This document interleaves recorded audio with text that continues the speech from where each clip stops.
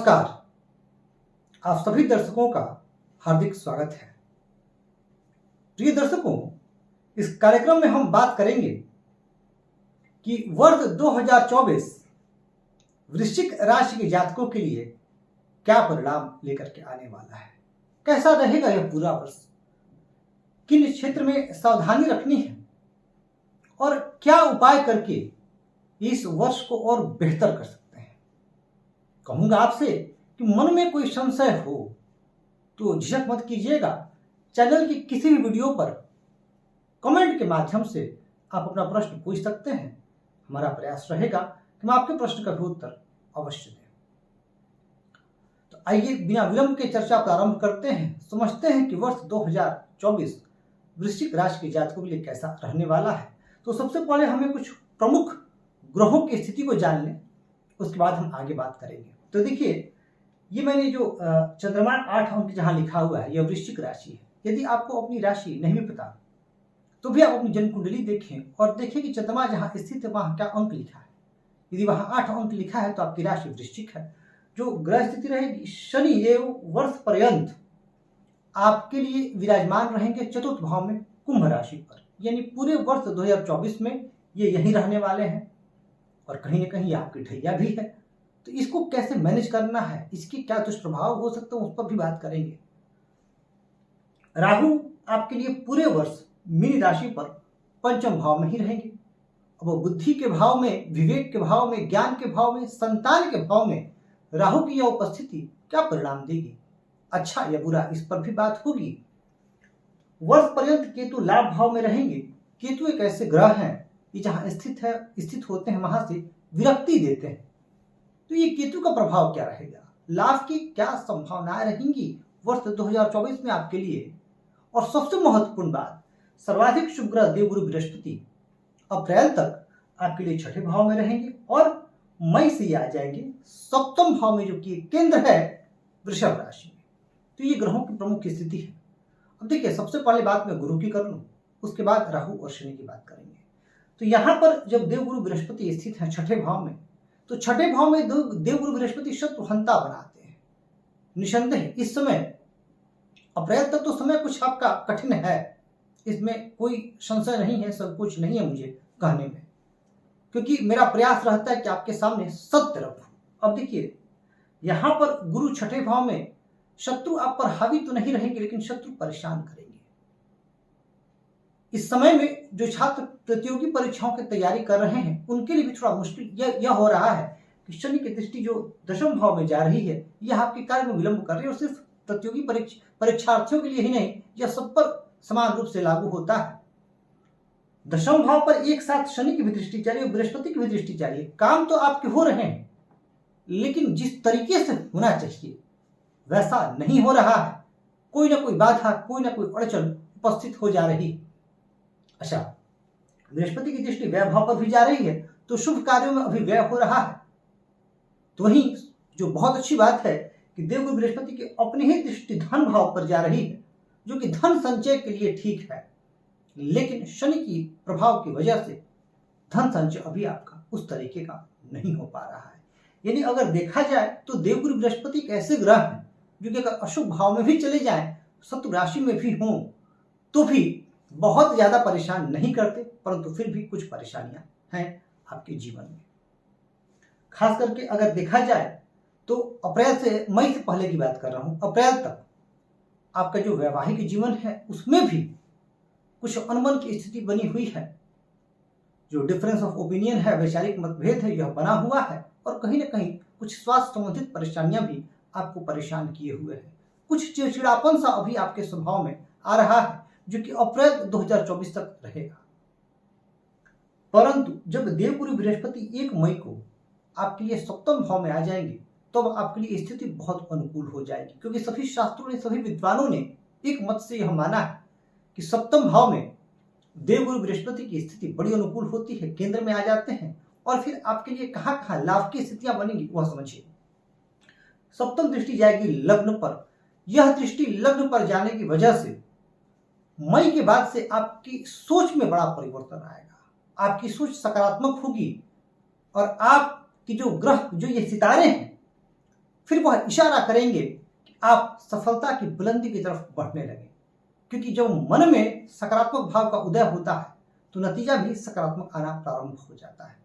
स्वास्थ्य संबंधित जो समस्याएं कुछ वर्षों से परेशान कर रही थी आपको, उनमें अब सुधार देखने को मिलेगा, क्योंकि बृहस्पति की यह मित्र दृष्टि है। साथ ही जो सबसे अच्छी बात है कि वर्ष प्रारंभ में मंगल आपके लिए वाणी भाव में रहेंगे, तो वाणी भाव में रहेंगे तो कुछ परेशानी भी है, जैसे आपकी वाणी में कटुता आएगी, लेकिन लग्नेश का संबंध धन से बनना यह दर्शाएगा कि इस वर्ष आप अपने प्रयासों से कुछ ऐसा निवेश करेंगे जिसका फल आपको लंबे समय तक मिलेगा।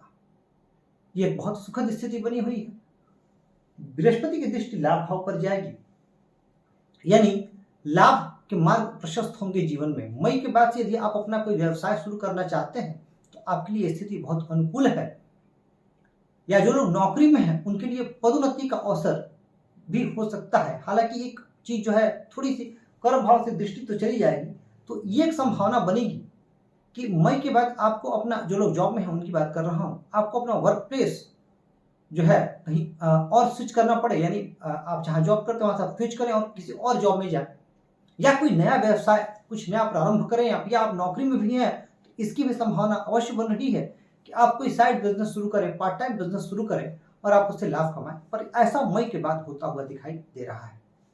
अच्छा, बृहस्पति की दृष्टि जाएगी कहाँ? नवम दृष्टि जाएगी आपके भाई बहन पराक्रम के भाव पर। अच्छा, ये भाव, हालांकि इसको ज्योतिष शास्त्र में अकारक माना गया है, इस भाव के अधिपति को अकारक माना गया है, पर यह भाव है बहुत महत्वपूर्ण, खासकर आज के समय में, क्योंकि यह भाव आपके एक्सप्रेशन को दर्शाता है, आपकी कम्युनिकेशन स्किल को दर्शाता है, आपके एफर्ट को दर्शाता है, आप कितना प्रयास करते हैं, कितना एफर्ट लगाते हैं किसी भी कार्य में, यह दर्शाता है। तो यहाँ पर जब देवगुरु बृहस्पति की दृष्टि जाएगी तो आपके एफर्ट में धीरे धीरे परफेक्शन आना प्रारंभ हो जाएगा। हालांकि परफेक्शन की कोई सीमा नहीं होती, फिर भी जो पहले का परफेक्शन का लेवल था उससे आप आगे बढ़ेंगे। भाई बहनों से कोई मनमुटाव की स्थिति अगर चल रही थी तो उसमें भी सुधार आना प्रारंभ हो जाएगा। यानी अगर देखा जाए तो मई से आपके लिए स्थितियां बहुत हद तक अनुकूल होती हुई दिखाई दे रही हैं। मई से जो लोग प्रतियोगी परीक्षाओं की तैयारी कर रहे हैं उनके लिए भी समय अनुकूल रहेगा। साथ ही पारिवारिक जीवन में, गृहस्थ जीवन में, दाम्पत्य जीवन में जो परेशानियां अभी आपके सम्मुख उपस्थित हैं, जो वैचारिक मतभेद, मनमुटाव और जो निरस्ता का आप अनुभव कर रहे हैं, उससे भी आप बाहर निकलेंगे और मई के बाद से आपके पारिवारिक जीवन में भी सुखद वातावरण रहेगा। किसी धार्मिक कृत्य का आयोजन आपके परिवार में आपके द्वारा हो सकता है, जिससे आपकी मान सम्मान, प्रसिद्धि, कीर्ति में इजाफा भी होता हुआ दिखाई दे रहा है। तो गुरु तो आपके लिए बहुत अनुकूलता प्रदान करेंगे, खास करके मई के बाद। लेकिन अब बात राहु और शनि की।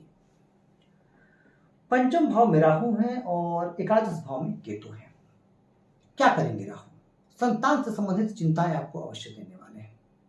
देखिए, इस बात को आप नोटिस कर लीजिएगा कि इस पूरे वर्ष कहीं ना कहीं एक संभावना ये अवश्य बनेगी कि आप संतान के स्वास्थ्य को लेकर के परेशान रहेंगे। कई बार आपकी बुद्धि भी कुछ हद तक भ्रमित हो जाया करेगी। कई बार आप अपने आप को कंफ्यूजन की स्थिति में पाएंगे।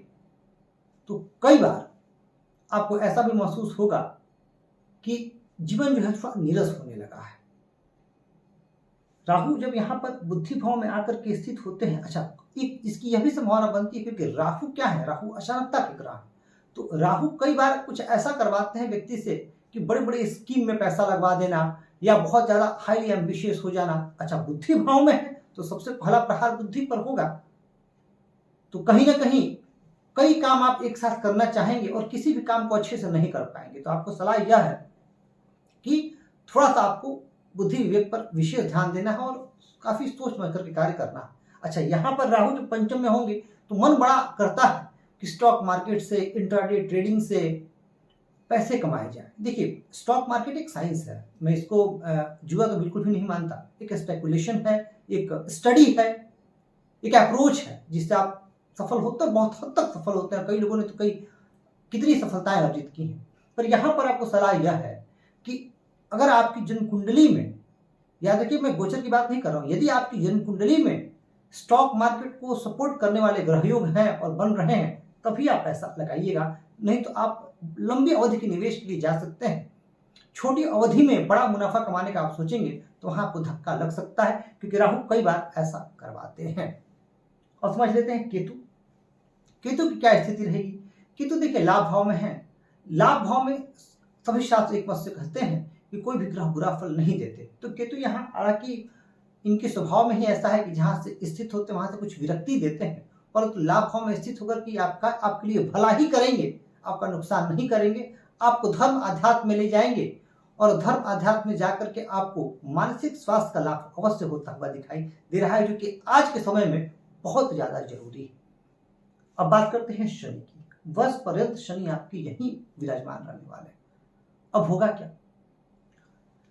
देखिए, शनि यहां पर स्थित होकर के सब कहां प्रभाव जा रहा है। तो स्वयं सुख के भाव में स्थित है, तो आपके सुखों में कमी, अब सुख में कमी यानी स्वास्थ्य खराब हो सकता है, परिवार में कुछ कलह का वातावरण हो सकता है, कुछ मानसिक चिंताएं रह सकती हैं, वाहन चलाते समय आपको विशेष सावधानी रखनी है, भूमि भवन के निवेश में आपको बहुत ज्यादा सावधानी बरतनी है, माता जी के स्वास्थ्य को लेकर के आपको बहुत सजग रहना है। एक तो ये यहाँ पर आपको ये सावधानी रखनी है।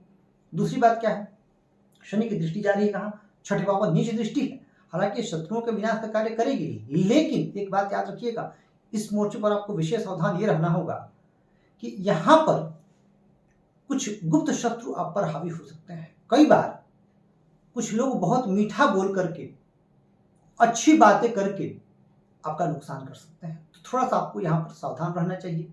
शनि की दृष्टि कर्म भाव पर जा रही है, जो जैसा कि मैंने आपको बताया कि कार्मिक क्षेत्र में जो स्थिति बन रही है बहुत अनुकूल नहीं कही जा सकती। यहाँ पर शनि आपके लिए कुछ बाधाएं उत्पन्न करेंगे। हालांकि गुरु का सपोर्ट पूरा रहेगा आपको पूरे वर्ष, फिर भी कार्यस्थल पर आपको विशेष सजग रहना है। अपने से जो अधीनस्थ है, यानी जो आपके सबऑर्डिनेशन में जो कर्मचारी हैं, उनसे आपको अपना व्यवहार बहुत ही अच्छा रखना होगा।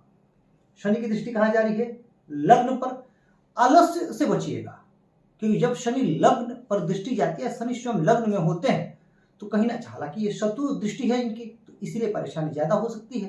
तो लग्न पर शनि की दृष्टि आपको कहीं ना कहीं परेशान कर सकती है। आलस्य का भाव आपके मन में आ सकता है, कुछ उदासीनता, कुछ काम टालने की आदत आपके अंदर डेवलप कर सकती है इस वर्ष। इन चीजों पर आपको विशेष सावधान रहना है। बाकी अगर देखा जाए तो इस वर्ष जो आपके अटके हुए प्रोजेक्ट थे वो मई के बाद शुरू हो जाएंगे।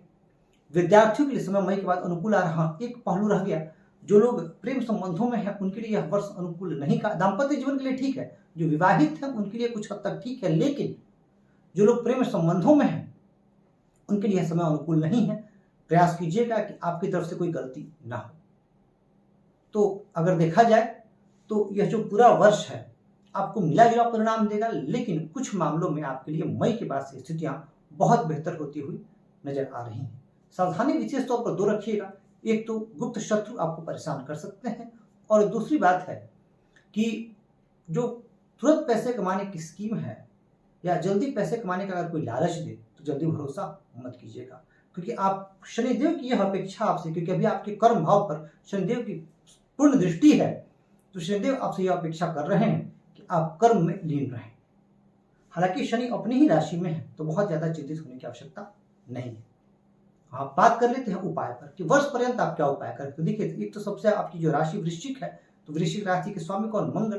तो आप शिव जी और हनुमान जी की शरण में रहिए। उससे आपको लाभ ये होगा कि शनिदेव की भी कृपा आपको मिलने लग जाएगी, और आपकी राशि के आराध्य देव हनुमान जी हैं, और शिव जी की आप उपासना करिएगा तो शनिदेव प्रसन्न रहेंगे, और हनुमान जी की उपासना से भी शनिदेव प्रसन्न रहते हैं। तो आपके कार्य सरलता से बनने लगेंगे, और शिव जी की पूजा राहु की नकारात्मकता को भी दूर करने के लिए बड़ी कारगर होती है। तो आप भगवान शिव की शरण में रहें, हनुमान जी की शरण में रहें। बजरंग बाण पढ़ सकते हैं, हनुमान अष्टक पढ़ सकते हैं, हनुमान चालीसा, ओम नमः शिवाय की एक माला का जप तो आप प्रतिदिन अवश्य ही किया करें, और कुछ समय मेडिटेशन किया करें, ताकि आपकी जो अंतर चेतना हो जागृत हो, जो कि आपकी बुद्धि भाव में राहु के जो दुष्प्रभाव है उनको मिनिमाइज करें, मिटिगेट करें। तो प्रिय दर्शकों, ये हमने समझा कि वर्ष 2024 वृश्चिक राशि के जातकों के लिए कैसा रहने वाला है। कहूंगा आपसे, जिस तरीके से आप लोग का प्यार और स्नेह मिल रहा है, मैं आप लोगों को हृदय से आभार व्यक्त करता हूं, और इसी तरह चैनल को लाइक, सब्सक्राइब और शेयर करके हमें अपना प्यार और स्नेह देते रहिए। मैं आप सभी के स्वस्थ, सुखी, यशस्वी एवं दीर्घायु जीवन की कामना करता हूं। इस कार्यक्रम में इतना ही। धन्यवाद।